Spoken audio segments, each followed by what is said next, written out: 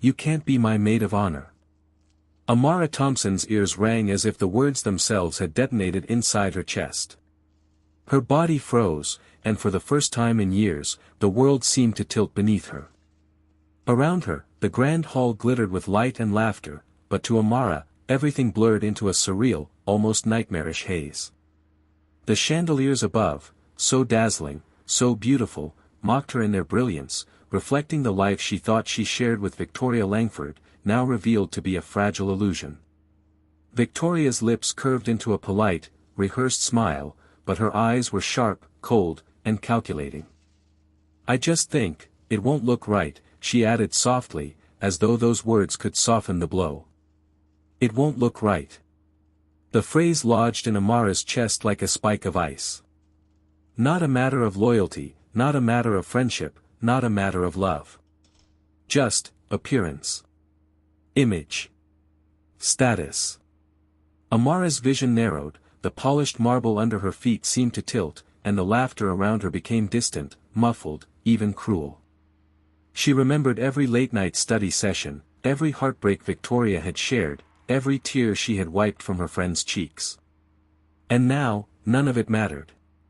Years of loyalty, of trust, of shared dreams, were crushed under a single phrase, a dismissal rooted in subtle prejudice, a reflection of societal cruelty disguised as casual judgment. For a moment, Amara could not speak. Her hands shook, a thin layer of sweat coating her palms. She wanted to scream, to shout, to tear apart the world that allowed such betrayal, but no sound emerged. Only the roar of her own pulse filled her ears. She felt small, yet furious, humiliated yet awakening. And then, beneath the sharp edge of humiliation, something stirred. A quiet fire, fragile but insistent, whispered, "You are not powerless. You are not invisible. This is not the end." The fire grew as Amara left the glittering hall, each step on the marble echoing like a declaration of self-worth. She walked past tables laden with champagne and hors d'oeuvres, past guests laughing and oblivious, past the cruelly polite nods of bridesmaids who had silently chosen sides. Each step carried the weight of determination. I will rise. I will show her, and the world, my worth. In the weeks after that fateful day, Amara submerged herself in her work, her mind sharpened by betrayal. Her tech startup, a mentorship platform for underrepresented women in business, became her sanctuary. Every challenge she faced, funding denials, skeptical investors, long nights filled with doubt, was met not with despair, but with the fierce resolve of someone who had been told she was not good enough. She remembered sitting at her small apartment desk late at night, the city lights of New York flickering below her window, and whispering to herself, "You are more than she could ever see. You are more than they will ever admit." Those words became her mantra. Meanwhile, Victoria's life moved on in a glittering, curated perfection. Social media was awash with images of lavish events, designer gowns, and the perfect circle of friends. But beneath the polished surface, cracks began to show. Vendors complained of impossible demands, family members whispered about reckless spending, and even bridesmaids began murmuring about Victoria's controlling nature. Amara, distant yet observant, filed these details away, knowing that one day, the scales would tip. Amara's growth was not just professional, it was personal. She joined speaking panels, wrote articles advocating for equality and mentorship, and slowly became a voice that others listened to. She built networks, alliances, and skills that would prove invaluable in the coming years. Every small success became a quiet triumph over the humiliation she had endured. Every rejection she faced now, whether in business or social circles, felt minor in comparison to the sting of Victoria's words. Then, one evening, the unexpected happened. Her phone buzzed, and Amara's heart lurched as she saw the sender, Victoria Langford. The subject line read simply, "I need your help, desperately." Amara froze. The woman who had once humiliated her, who had deemed her unworthy to stand beside her at the most important moment of her life, was now asking for her aid. Every instinct screamed to ignore it. Every memory of betrayal shouted caution.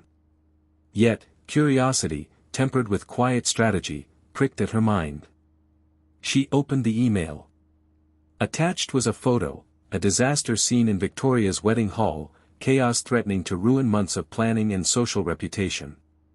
Vendors were furious, decor collapsed, caterers were delayed, and the social media world was ready to pounce on the scandal.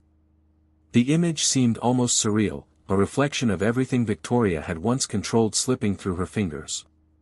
Amara leaned back in her chair, her mind racing. She realized the moment she had waited for years had arrived. The opportunity to turn humiliation into power, pain into strategy, had finally presented itself. But the question lingered, heavy and dangerous: would she step in to help the woman who had once rejected her, or would she let justice unfold in her own hands?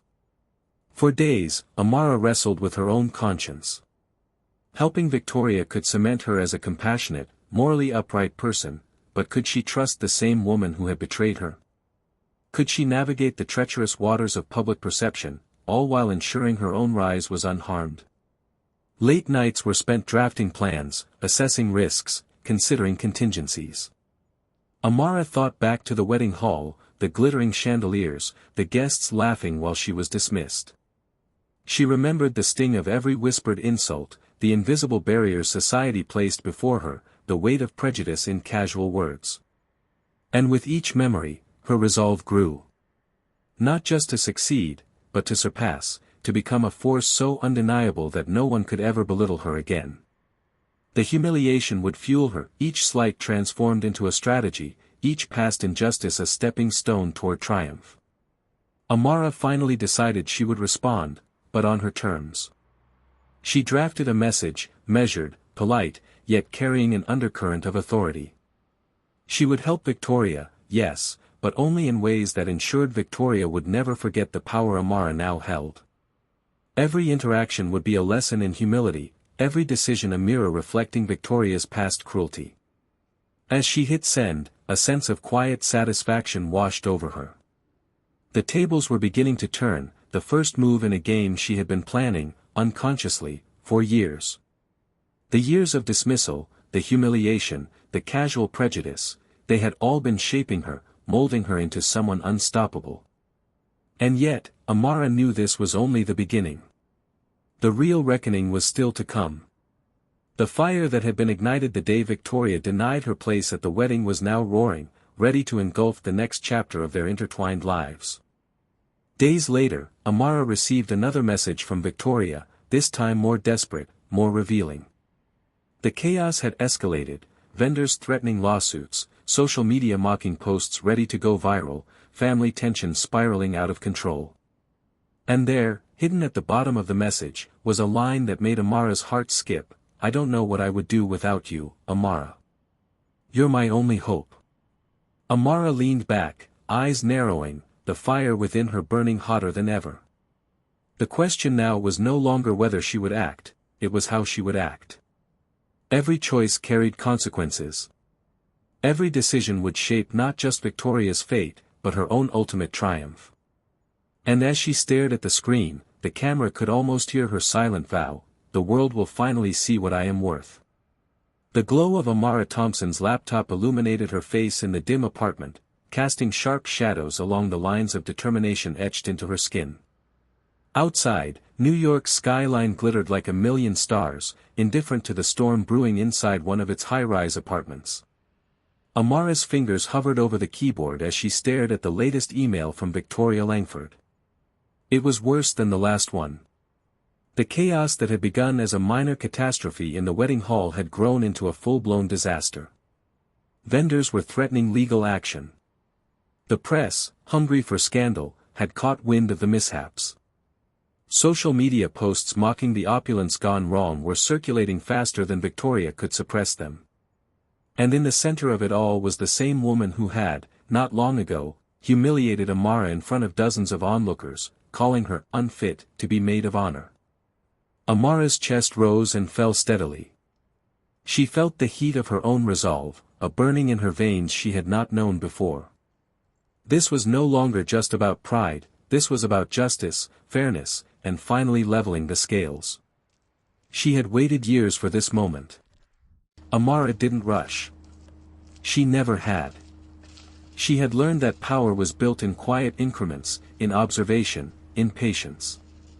She recalled every slight, every casual dismissal from Victoria over the years, the small comments about Amara's appearance, the subtle insinuations that she didn't belong in certain social circles, the way Victoria had made her feel invisible even in rooms where her presence should have mattered. Her fire now fueled a precise, strategic response. Helping Victoria could be an opportunity, but it would be on Amara's terms. Every move would ensure Victoria realized the value of what she had lost and the consequences of her past cruelty. First, Amara compiled an exhaustive list of all vendors involved: florists, decorators, caterers, event planners, even security personnel. She knew their contacts, their weaknesses, and the points where Victoria's high-handed behavior had already strained relationships. With careful communication, Amara began to negotiate, mediate, and strategize, subtly placing herself in a position of control without revealing her full power. Every phone call she made, every email she sent, subtly demonstrated her authority. Vendors listened. Staff followed her direction. Slowly, the chaos of the wedding hall began to transform under her quiet influence. She was no longer a powerless observer, she was the calm in the storm, the architect of solutions. Meanwhile, Victoria's panic grew. She paced her penthouse, high heels clicking sharply against marble floors, her designer dress wrinkled from hours of frustration. Her calls to friends went unanswered. Staff were overwhelmed, media outlets were circling, and the wedding she had dreamed of for months teetered on the brink of public humiliation. Finally, she resorted to the one person she knew had the capability to save her, Amara. Twice more, she emailed, her messages increasingly desperate, more revealing, more vulnerable. Each note carried the weight of a woman whose control had slipped entirely. Victoria did not realize that with every email, she was also providing Amara with insight into her weaknesses, her fears, and the consequences of the pride that had once allowed her to dismiss a friend so cruelly. Amara read each one carefully, a slight, controlled smile tugging at her lips. She did not respond immediately. She let the tension simmer, letting Victoria stew in uncertainty, experiencing the same helplessness Amara had once felt under her friend's judgment. The day of the wedding approached, and Amara arrived at the hall before Victoria. She moved swiftly and silently, guiding the staff, calming the vendors, resolving conflicts. Where Victoria had once demanded perfection through intimidation, Amara led with competence and quiet authority. Every arrangement fell into place under her hands. Flowers bloomed in perfect symmetry. The catering ran flawlessly. Even the media, briefed discreetly by Amara, were kept at bay. By the time Victoria arrived, frantic and disheveled, she found the hall immaculate, almost miraculously so. The guests, unaware of the chaos that had threatened to ruin the event, marveled at the seamless execution. Victoria turned to Amara, eyes wide, voice trembling. I don't know how you did this. Everything was falling apart, how? Amara looked her in the eye, calm, composed, a quiet authority radiating from her. It's simple. You underestimated what could happen when someone capable is ignored, she said softly. Victoria's smile faltered. Something in her shifted, a flicker of recognition that the person she had dismissed, ignored, and humiliated had grown far beyond her expectations. While the guests laughed and danced, Amara moved through the shadows of the event, making quiet adjustments, ensuring every risk was managed. She had learned to work not just in plain sight but in spaces invisible to the unobservant. She had transformed every ounce of her humiliation into the skill, intelligence, and leadership now on display. By evening, the wedding was not just saved, it was a triumph, a flawless display of organization and elegance. And yet, Victoria remained unaware of the depth of Amara's influence.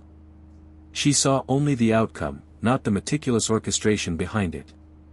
But Amara had already begun planting seeds. Gentle suggestions here, subtle nudges there, a reminder of how crucial her involvement had been. Victoria, desperate to maintain her social image, unwittingly began elevating Amara's status among the staff, the vendors, and even the guests. Each acknowledgement, each moment of gratitude, further solidified Amara's position, not as a subordinate, but as the indispensable force behind the event's success. As the night progressed, Amara found a quiet corner and watched the scene unfold. She allowed herself a moment to reflect on the years of struggle, the humiliation, and the subtle injustices that had shaped her. She thought of every opportunity denied, every whispered insult, every moment Victoria had made her feel unworthy. And yet, here she was, flawless, composed, in full control, orchestrating outcomes far beyond what Victoria could imagine. She realized that true power was not about anger or vengeance. It was about skill, patience, resilience, and the ability to act decisively when the moment was right. Her triumph was not yet complete, but the first steps had been taken. Victoria, desperate and humbled, was now dependent on the very person she had once scorned. Even as the wedding progressed flawlessly, Amara's mind raced with plans. She knew that this victory was only temporary, a single move in a much larger game. Victoria would continue to resist recognition of her own failings. She would try to reclaim control. Amara had to be ready for the next stage, where her subtle influence could shift from private orchestration to public power. And then, a new complication arose. A guest at the wedding, someone with ties to Victoria's social circle, began asking pointed questions about how the event had been managed so flawlessly despite the earlier chaos. Their curiosity hinted at scrutiny that could expose Victoria's incompetence publicly. Amara's pulse quickened. She now faced a critical choice: intervene discreetly, ensuring Victoria's image remained intact while still demonstrating control, or allow the ripple effects of truth to slowly erode Victoria's authority. Either way, the moment of reckoning drew nearer. As the final toast rang through the hall, Victoria approached Amara once more, desperation written across her face. She whispered, trembling. I don't know what I would do without you. You've saved everything. I owe you everything. Amara met her gaze, calm and unflinching, a silent storm in her eyes.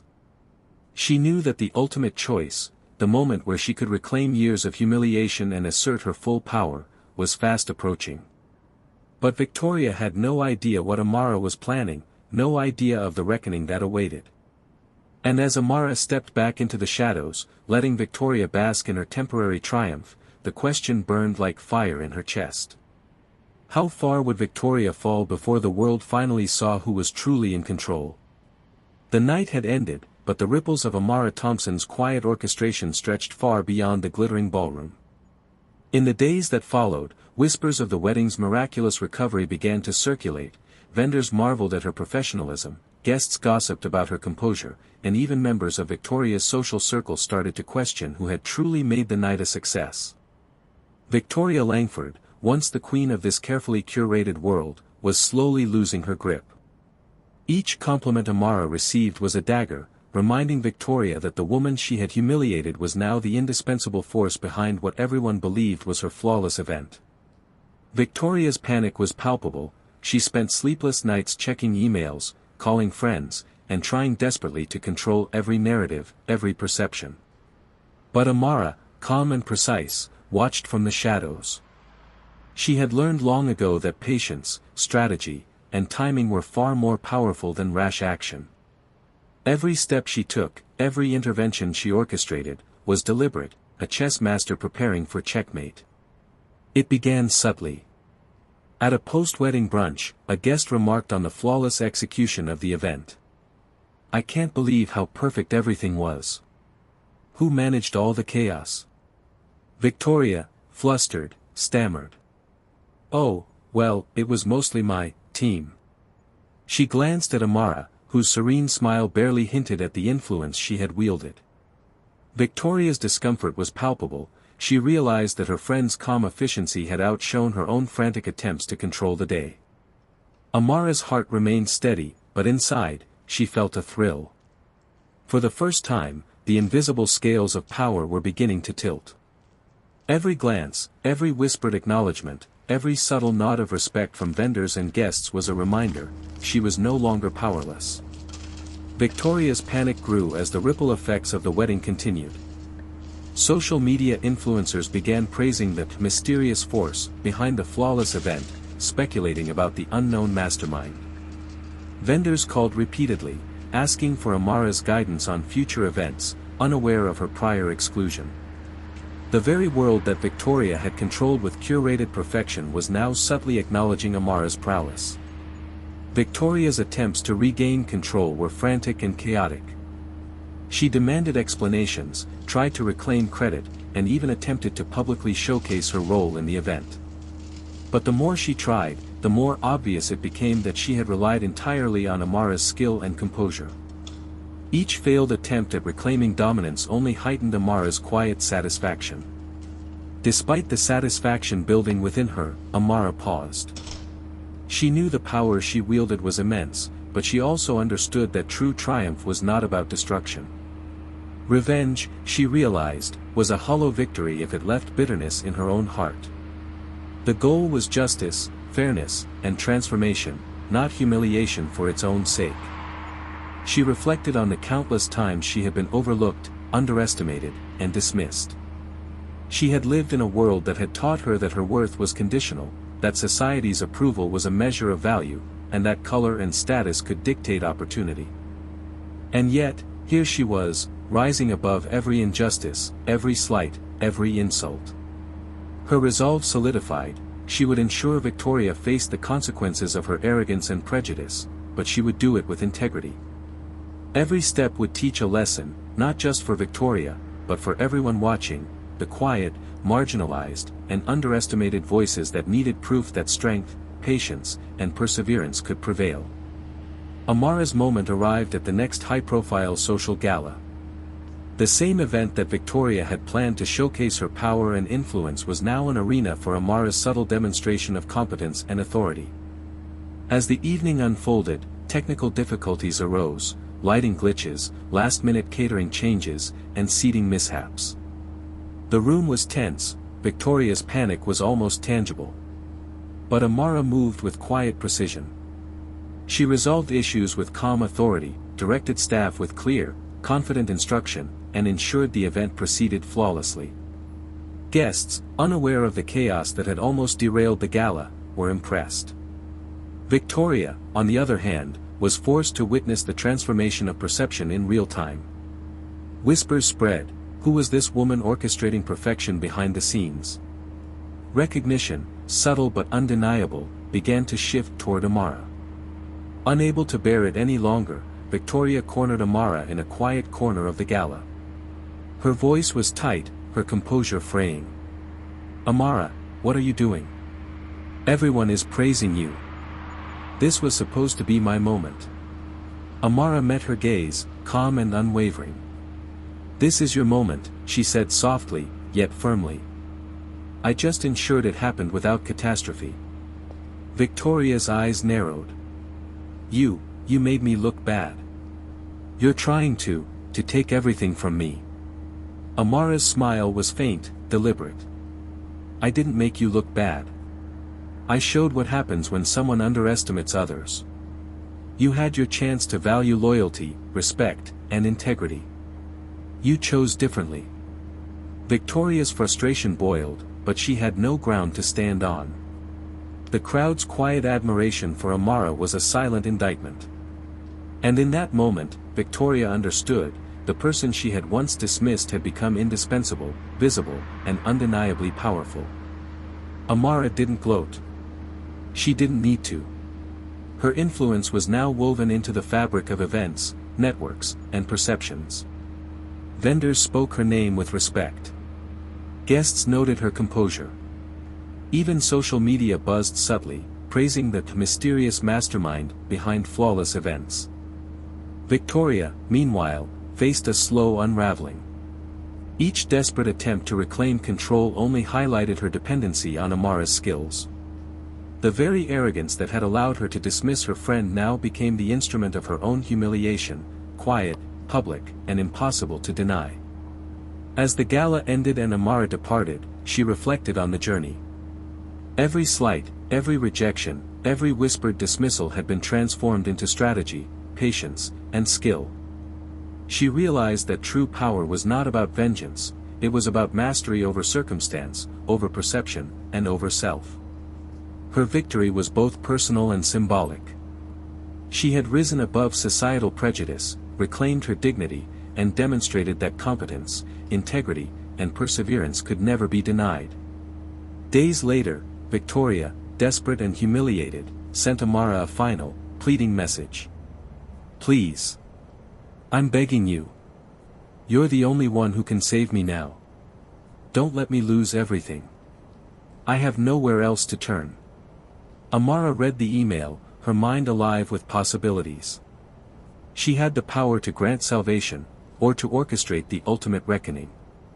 The moment of confrontation, the one that would decide both their fates, was imminent. And as she stared at the screen, the question burned in her mind. How far will she go to claim justice, and will Victoria ever truly understand the cost of her arrogance? The morning sun spilled through the tall windows of Amara Thompson's apartment, casting a golden glow over the room. Outside, the city buzzed with life, unaware of the storm that had been quietly brewing behind the walls of wealth, privilege, and hidden resentment. Amara sat at her desk, her laptop open, the message from Victoria Langford glaring at her like a challenge. "Please. I'm begging you. You're the only one who can save me now. Don't let me lose everything. I have nowhere else to turn." Amara's fingers hovered over the keyboard. She had waited for this moment, not for vengeance, but for justice. Every humiliation, every exclusion, every whispered insult had led to this instant. The scales of power were poised, and she held the balance. Victoria's crisis had reached a fever pitch. A critical business deal, one that she had long relied upon to maintain her social dominance, was on the verge of collapse. Her event planning company, already struggling under the weight of public scrutiny after the wedding and gala, faced financial ruin. Every vendor she had mistreated, every client she had neglected, now refused to work with her. Amara knew she could rescue Victoria, but only on terms that would force acknowledgement, accountability, and a lesson in humility. She dialed Victoria's number, her voice calm and measured when the line connected. "Victoria," Amara said softly. "I've read your message." Victoria's voice cracked with desperation. "Amara, please. I don't know what to do. You're the only one who can fix this."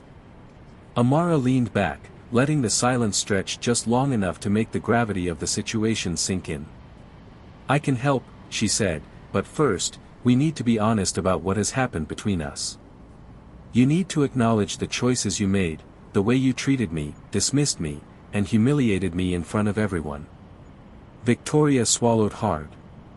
Her pride battled with her panic. But she knew there was no alternative.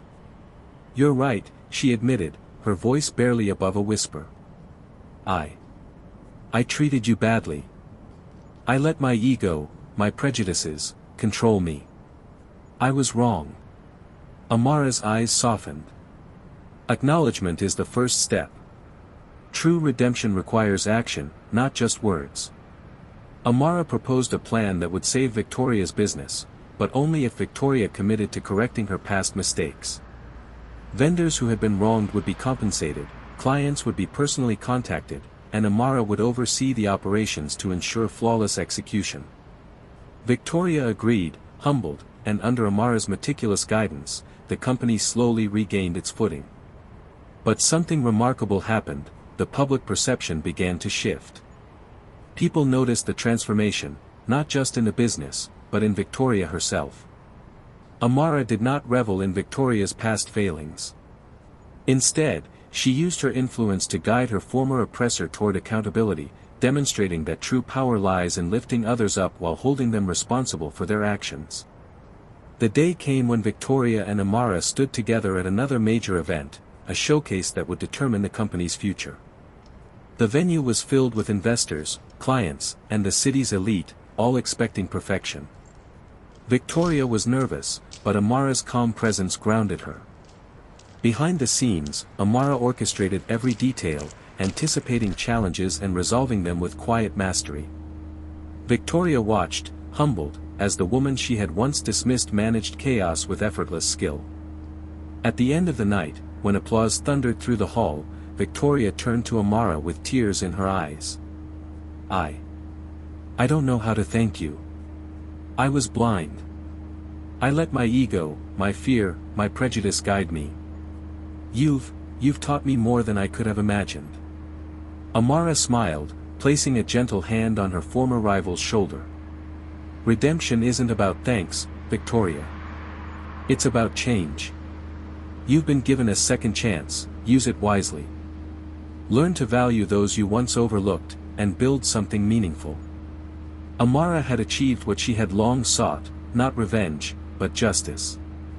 Victoria's fall from arrogance had been tempered with education and opportunity for redemption. Amara's victory was multifaceted. She had reclaimed her dignity, proven her worth, and transformed a life of humiliation into a platform for influence and moral authority. More importantly, she had shown that success is not defined by dominance over others, but by the ability to transform adversity into empowerment, and to turn personal pain into a catalyst for positive change. Word of Amara's quiet mastery spread far beyond the social circles of Manhattan. Vendors, clients, and peers began to recognize her brilliance, and her reputation became synonymous with integrity, competence, and empowerment. Young women, especially women of color, started seeking her mentorship, inspired by her journey from marginalization to influence. Amara understood that the story was bigger than her own triumph.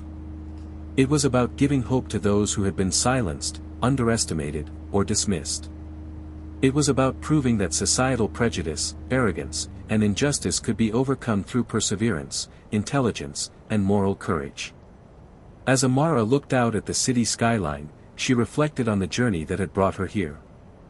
The humiliations, the dismissals, the long nights of planning and preparation, they had all been transformed into stepping stones toward empowerment. She turned to the camera, if there were one, and spoke, her voice steady and inspiring. "If you've ever been underestimated, dismissed, or humiliated because of who you are, know this: your worth is not defined by the opinions of others. True strength lies in resilience, patience, and the courage to rise above injustice. Use your experiences as fuel for your growth, your knowledge, and your impact. Transform your pain into power, your humiliation into triumph, and your struggles into success." Have you ever faced someone who tried to tear you down? How did you rise above it? Share your story in the comments. Help us by subscribing to our channel now, Echoes of Black Struggles.